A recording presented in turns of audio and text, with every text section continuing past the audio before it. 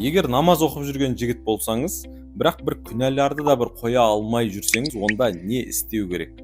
Осыған қатысты бір ғалым кісінің лекциясын жақында тыңдап қалдым. Ғалым айтады, онда екі нәрсені міндетті түрде тексеріңіздер дейді жігіттер. Не біздің дәретіміз дұрыс емес, жаман тірліктерімізді қоя алмай жүрсек, не намазымыз дұрыс емес. Өйткені бір жаратқан жаппар иеміз Құранда бір анық айтып тұрғандай, намаздың бір арсыздықтан, жаман жолдан тыймауы мүмкін емес екен мағынасы. Дәрет намаздың кілті деген сияқты дәретімізді қайтадан тексеріп, дәреттің шарттарын қайта бір қарап алайық.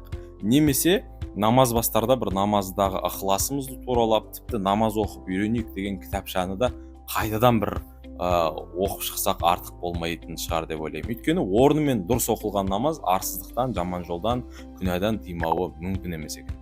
Рамазан айы да бір жақындап қалды ғой, бұл артық болмас деп айтып қойып жатырмын.